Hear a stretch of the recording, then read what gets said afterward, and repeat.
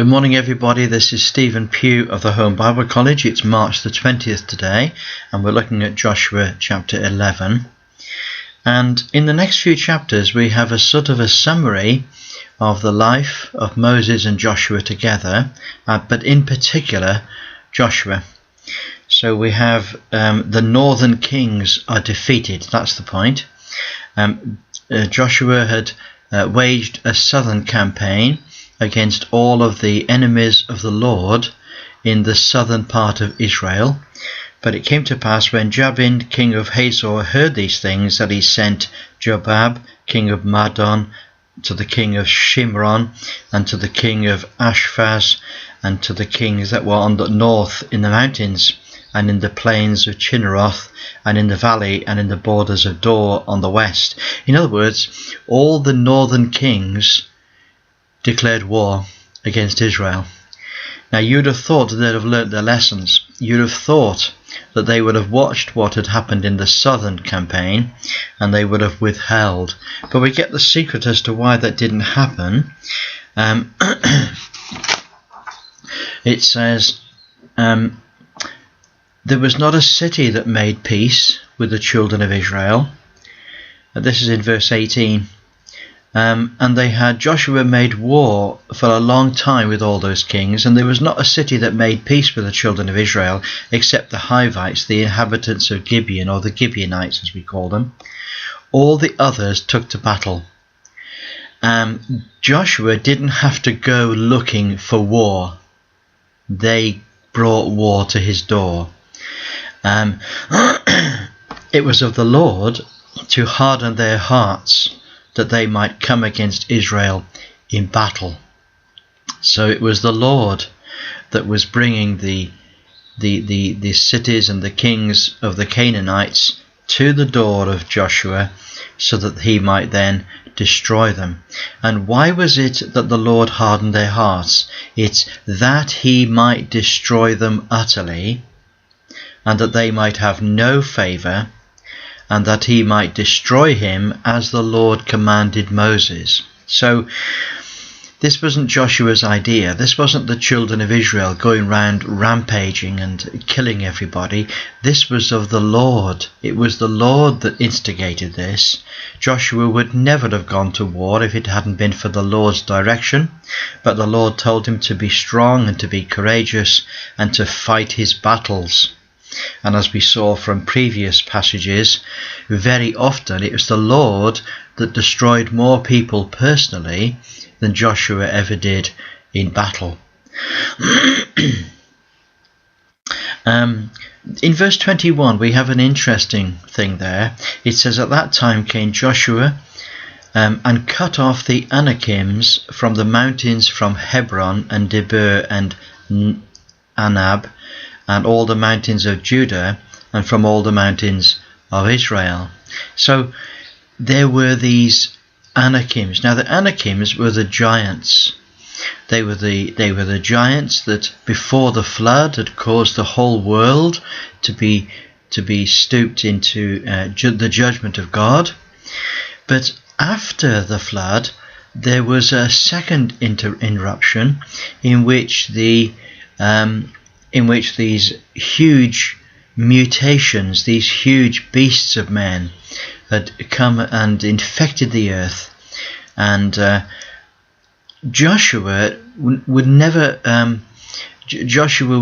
easily have been able to kill all of the Anakims, and he did kill all of the Anakims that he came into contact with. However, there were some that were left, and the reason why they were left is because they didn't join Joshua in battle, and they were left in Gaza, in Gath, and in Ashdod.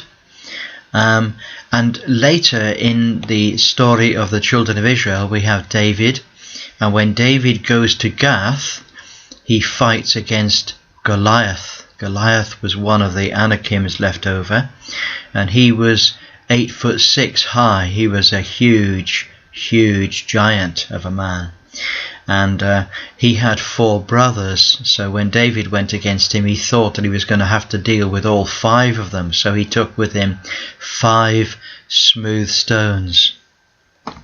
Anyway, Joshua took the whole land according to all that the Lord said unto Moses, and Joshua gave it for an inheritance unto Israel according to their divisions by the tribes, and the land rested from war. Now, you say, if that was the case, then why is it that there still are some enemy in the land? Well, in the next chapter, chapter 12, we have the list of the kings that Moses defeated, and then we have the list of the kings that Joshua defeated. But before we talk about that, let's talk about that now. Moses had two major victories. He killed Sihon, king of the Amorites, and he killed Og, king of Bashan. So this was a massive victory of the Lord at the hand of Moses in war. We often don't think of Moses as being a man of war like this.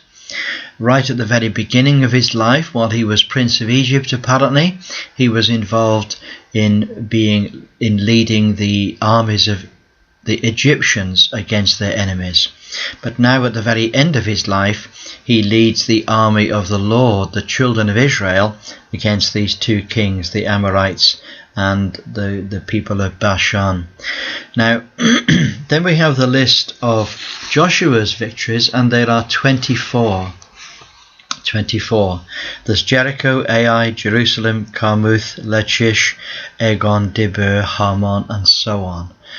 But what's very interesting about all these outstanding victories is that they're not recorded. There's nothing really said about them all.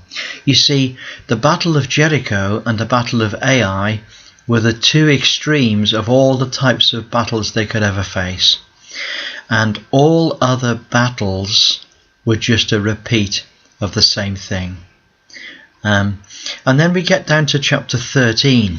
Now in chapter 13, we have two things. We have the land is allotted to all the tribes. That's the whole point of chapter 13. But there are two paragraphs. The first paragraph, from verse 1 to 6, is all about the unconquered territory. Now, some people may be saying, unconquered? I thought Joshua was supposed to conquer everybody. Well, it was unconquered because it was unoccupied.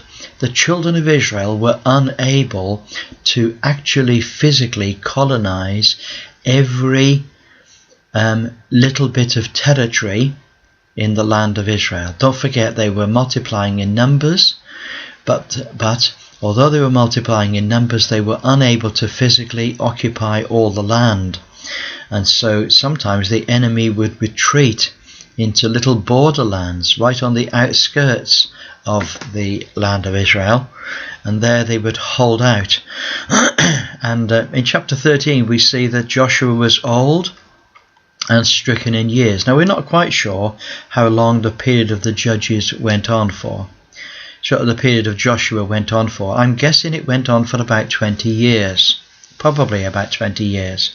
So by this time Joshua would have been 90 or even 100 years of age. It says he was old and stricken in years. And the Lord said unto him, Thou art old and stricken in years. Now there's nothing like rubbing it in, is there?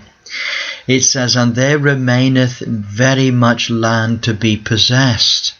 This is the land that yet remaineth, all the borders of the Philistines, and all Geshuri, and Sihor, and the borders of Ekron, and there were the 5 lords of the Philistines. You see, these were the enemies that would have to be dealt with at a later time, in the time of the judges, or in the time of David.